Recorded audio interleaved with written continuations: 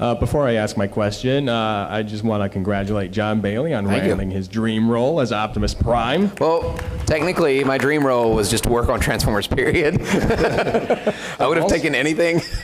And also, I think Jason and Frank did justice to their characters. I love the Combiner Wars show. I think Jason might be the fan favorite from everything I read on all the boards, man. I read things like best version of Megatron ever, stuff like that. You're making me blush. No, but that's very sweet of you. Thank you so much. That really means a lot. All right, and as far as my question, I was a little late to the panel, so forgive me if this was asked already. But as far as prepping for your role, do you just kind of go in blind, or do you see designs of the character to kind of get an idea of what you're going for? Or how does that work? Well, he and I already knew what our characters were because we've been Transformers fans forever. Him a little different. I mean, I knew what Megatron. Like, I grew up watching Transformers, but I wasn't like uber fan, you know. So, but I knew what Megatron looked like. But I just, I did see the actual finalized design with like the scar down his face and everything like that, which is so metal. When I saw that, like before I went in to record, like Eric was just like, here, Eric here's what he looks like. And I'm just like, cool.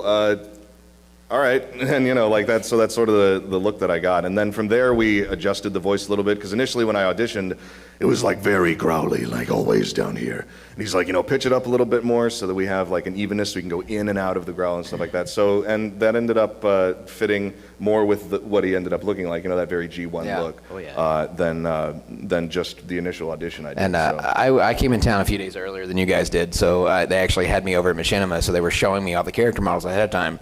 And my first thing was like, Optimus didn't have time to get his window fixed and so.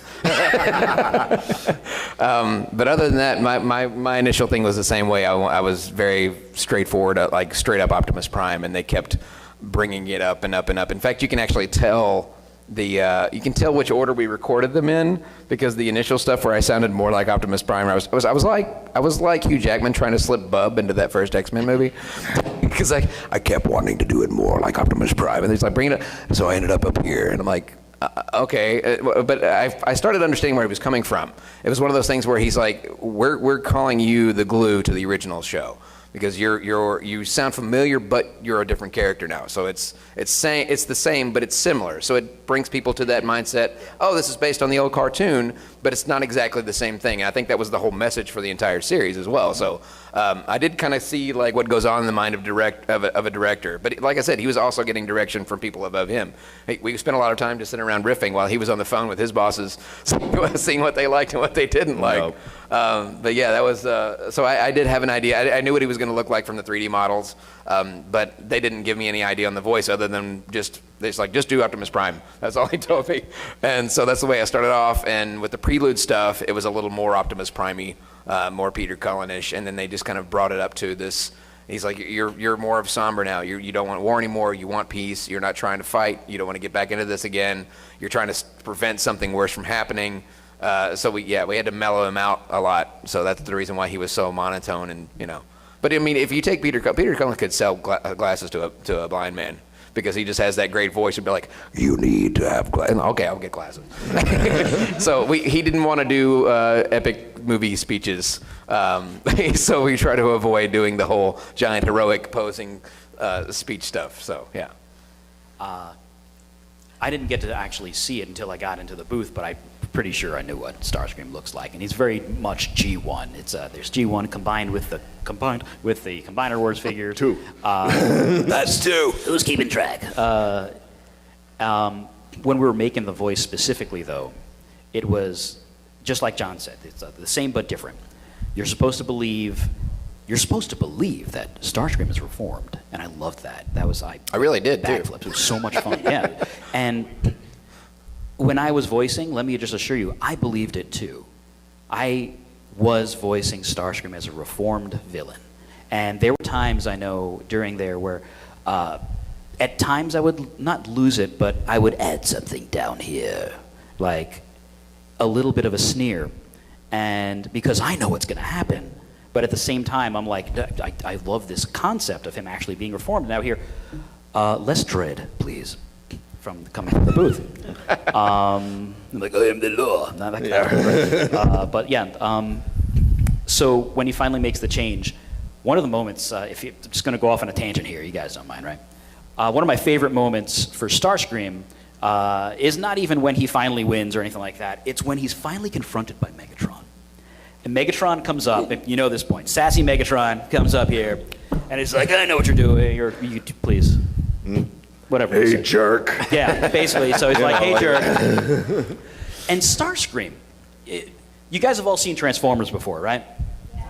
What? So He said at a Transformers convention. Right. He's always wanted to be leader. He's always betraying whatever, right? So there's just this moment of, yes, he's sophisticated. Yes, he's wearing the suit. Yes, he has the tie on, but he doesn't really belong in it. But he's constantly trying to prove to the world that he belongs where he is, that he is the leader, that he is reformed.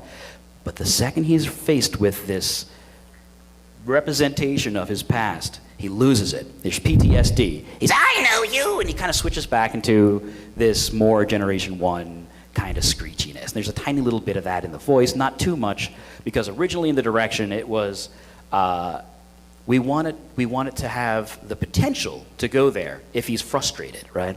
If he's pushed to his limit.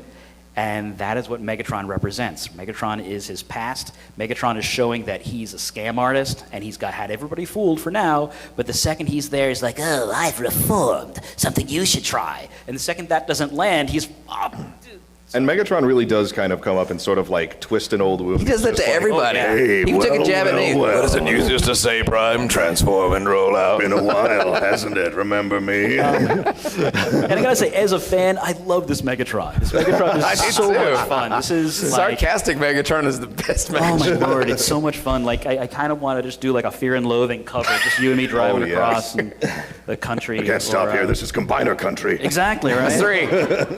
3. There's 3 now. Rat Bad Country. Yeah. Maybe the Big Lebowski. My first, I didn't get to see what Starscream looked like. I only got to see what Megatron and Optimus Prime looked like. So when I first saw yours, it was actually when it posted online, and they had him all lit up with the lights. I'm like, oh, Frank has the best one. I had to wipe the drool off my keyboard too when I saw that. Oh my god, that's cool. Because all we had seen like is the pre-animation. We didn't see what the final version Yeah. was going to look like. And I was like, holy crap, Frank's Very character blocky. looks amazing. Like just basically colors, no shading or anything. They used puppets. Yeah. They just hid behind a table and sort of mimed it, and we had to. Little sticks. Just tied strings around us. But I do love how Starscream is basically Rick Grimes from Walking Dead. He's like the cool, normal leader until you get freaked out and all of a sudden he's crazy. Coral! So, Thank you. Yeah, thank you, man. Thanks, man.